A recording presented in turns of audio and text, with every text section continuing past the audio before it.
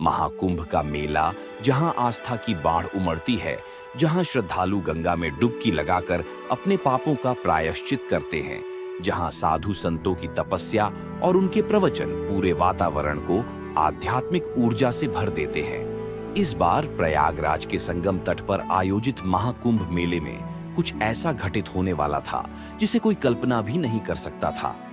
प्रयागराज का संगम तट कुंभ के चलते लाखों भक्तों से भरा था।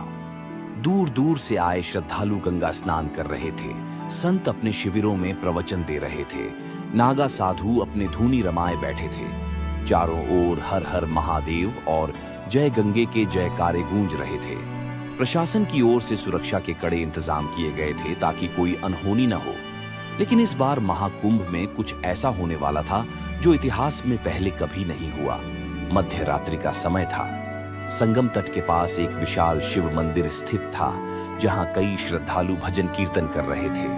अचानक एक रहस्यमयी घटना घटी।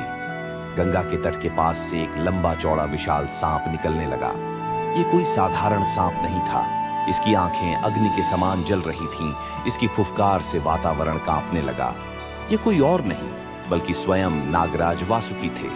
लोग घबराकर इधर उधर भागने लगे। किसी को समझ नहीं आ रहा था कि यह कोई दैवीय संकेत है या कोई भयानक खतरा। नागराज धीरे धीरे शिव मंदिर की ओर बढ़ने लगे। उनके मार्ग में जो भी आया वह भयभीत होकर पीछे हट गया। महाकुंभ में आए कई सिद्ध महात्मा और नागा साधु इस घटना को देखकर तुरंत सतर्क हो गए। उन्होंने मिलकर एक भविष्यवाणी सुनाई।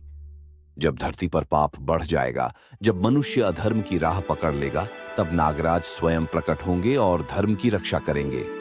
लोग यह सुनकर और भयभीत हो गए। क्या इसका अर्थ यह था कि कोई संकट आने वाला है?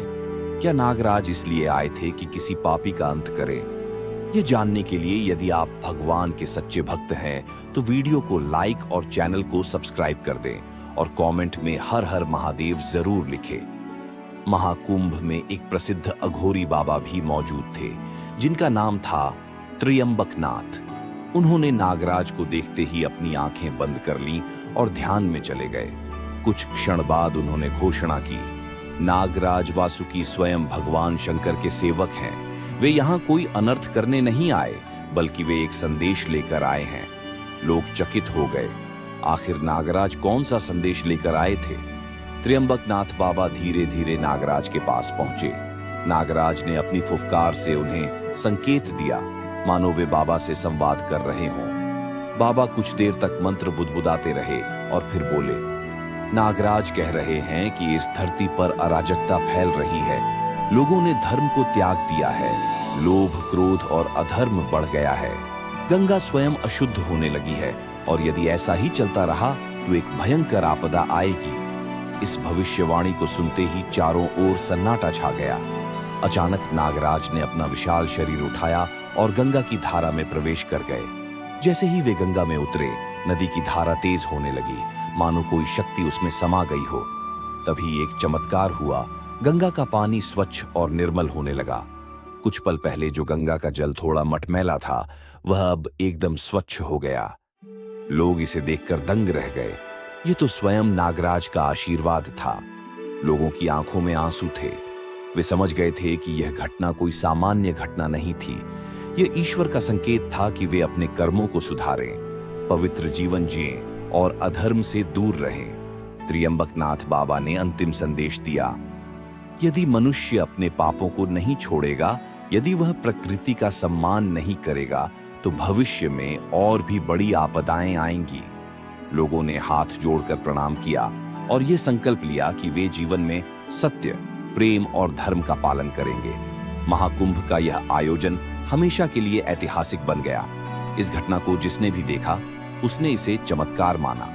नागराज वासुकी का आगमन न केवल एक चेतावनी था, बल्कि एक आशीर्वाद भी था।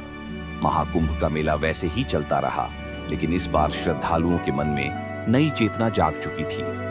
वे अब केवल गंगा में स्नान करने ही नहीं, बल्कि अपने आचरण को भी शुद्ध करने का संकल्प ले चुके थे। और इसी तरह महाकुंभ में नागराज का आगमन एक पवित्र संदेश देकर समाप्त हुआ।